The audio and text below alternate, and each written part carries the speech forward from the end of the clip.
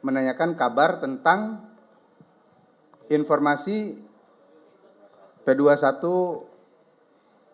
kasus Roy Suryo. Kami jawab rekan-rekan sekalian bahwa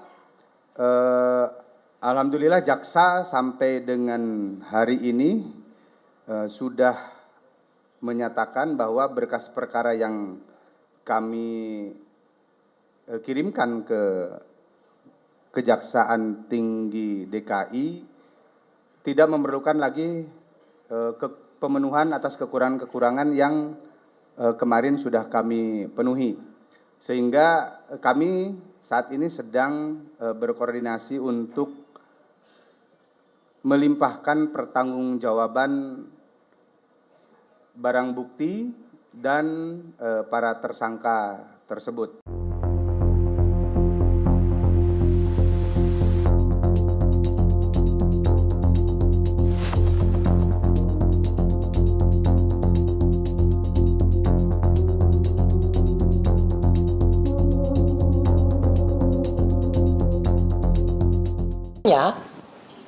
Apa yang terjadi sekarang itu adalah P21-nya kita insya Allah waktu itu beberapa hari yang lalu di tayangan Rakyat Bersuara, baik Pak Refli Harun, Pak Kosinudin, juga Pak Ugroseno mengatakan kalau demi hukum ya tidak mungkin terbit P21-nya, bahkan harus terbit SP3.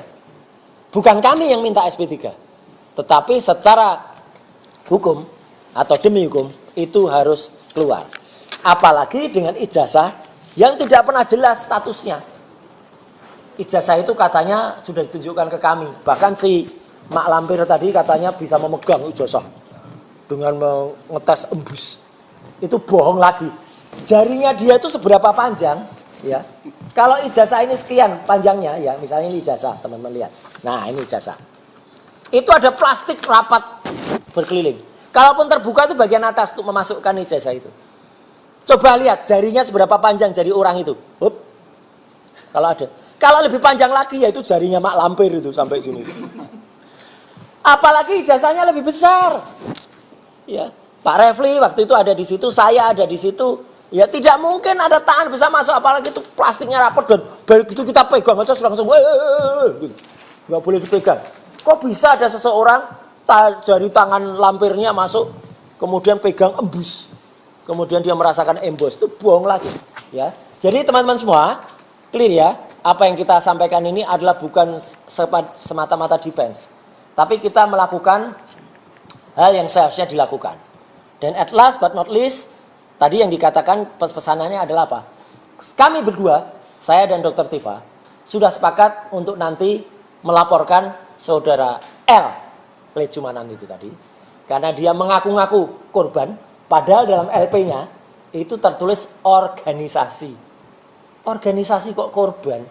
Itu dari mana? Ya, dan artinya itu nanti akan kita proses dan insya Allah itu malah akan berlanjut. Kalau itu berlanjut nanti juga akan tidak hanya pidana, tapi juga perdata yang akan kita lakukan. Ya, biar sekalian dia. Ya, gitu. Jadi kami tidak membelokkan gawang, tapi kami ingin kemudian memperjelas bahwa apa yang kami lakukan adalah demi menjaga marwah hukum di Indonesia dan agar kesewenang-wenangan ini tidak juga terjadi pada orang lain.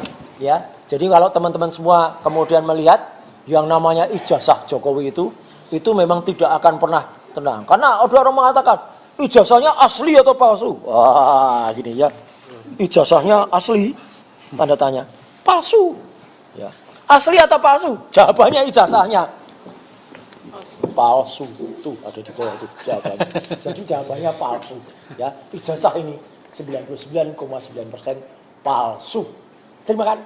Download Tribun X sekarang. Menghadirkan lokal menjadi Indonesia.